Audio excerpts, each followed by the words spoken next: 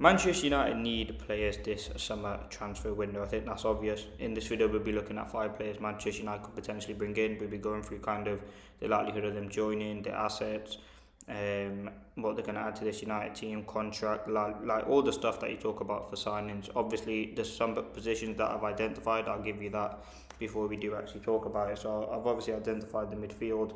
I'm going to talk about 2 midfielders. I'm going to talk about a left winger, as you can see in the title anyway, and I'm going to talk about Lewis Hall and some other players as well. But the first player that I'm going to start off by talking about is here, Nottingham Forest Murillo. He has been linked with a move from Manchester United, only 23 years of age. I think he is a very, very good centre-back. If Martinez or Maguire is to leave, he'd be one of the centre-backs that I'd go and get. I think at 23, as I said, he's got a few years experience in the Premier League. He's got a lot of quality. Again, defensively, he's very, very good. He's a left-footed centre-back. He has a very good partnership with Milenkovic, but ultimately, I think as centre-backs go, I think Gray, he was a good option. But if Forest is to get relegated, he would be someone very high on my list to bring into the club. I think the quality that he has is fantastic. Left-footed as well, which is key. He is a very similar profile to Martinez. I think he's very good on the ball. I think he is ready to take that next step. And as I said, if Forest are to go down, I would be targeting their sort of players because he is a very, very good centre-back. He's competent on the ball, he's physical, he's aggressive, he's dominant, can make a good goal line clearance. On the ball, he's good, can make a good pass. And as I said, I definitely do think in the next, maybe whether that's this season or next season, United will need to bring in a few centre-backs, whether that's De Ligt, Martinez, Maguire. I'm sure 2 out of the 3, or potentially all 3 of them, could leave Manchester United. So, yeah, Murillo will definitely be someone I'd up there. United are apparently looking at centre-back and do like him. And I think he would be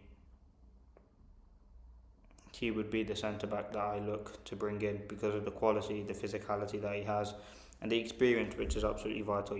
Like, United are in the market for Prem experienced players, and if they are to get relegated, I would definitely bring him in. You look at the profile that United need, as I said, someone who's good on the ball, someone who's experienced, someone who's got that quality, someone who, again, has still got a lot of development, and he's still young. I know he's still got a few years left on his deal, which again, this might be a problem. But if Forest are to get relegated, he would be one of those players I'd go for.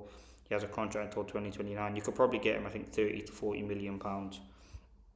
The next player is, again, Elliot Anderson. Forest are going to get down. Apparently, City obviously really do like him, and I think it's between City and United really who are going to sign him. I think Champions League football is massive. I know reports are kind of denying that. I think if United do get Champions League, they massively kind of amplify their chance of signing Anderson. I think City will be able to offer probably a better financial project, and obviously the way in which they're going at the moment, they are in a better position than Manchester United. I think Anderson, someone for me who is highest on the list for my midfield choice. I think he is the complete midfielder. He can defend, he can attack, can make a line breaking pass. I think he's made the most line breaking passes in the Premier League this season, which is vital. I don't think that's really an asset of Casemiro's, from what I've noticed. Obviously, aerially he's probably not the greatest. Again, he's going to cost you a lot of money, but again, Forest go down. He's someone that's on the move. He's not going to move for the World Cup, so I can see this going on late into the window. But I do think he's a very good option to have, and I think he's, for me, an all-action midfielder. He's got a few years left on his deal, but I'm sure he would definitely be another one of those players on the move. I think he's more of an obvious signing for me in that midfield.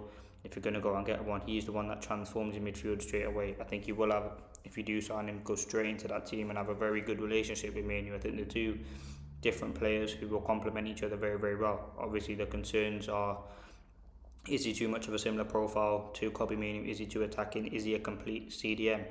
But I think in the modern day game, CDM's about control, and he can control the game. He can make a pass. He's got a good set piece rate, and he'd be someone I'd definitely look at. Again, would he choose United? We don't know. There will be a lot of clubs interested in him, as there will be for a lot of these players. But I think for me, in terms of, as I said, midfielders go, he is the one I'd definitely consider signing in terms of bringing in that role. But you can let me know your thoughts on Anderson and his likelihood of joining Manchester United, but he's one of those key players for me.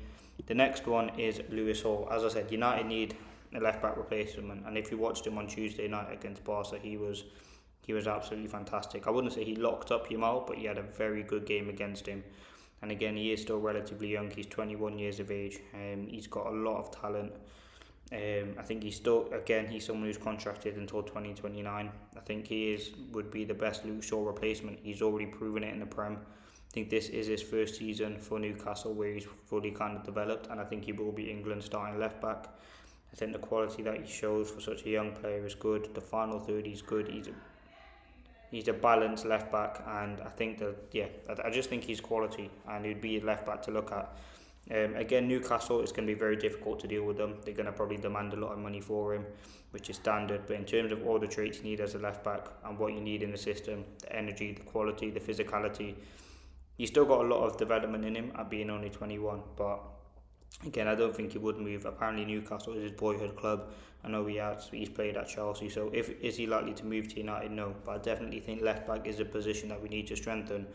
And as I said, I did a video talking about them the other day. I think Lewis Hall for me is just a fantastic left back, and probably has been up there with probably Ait Nouri and Nico O'Reilly at times.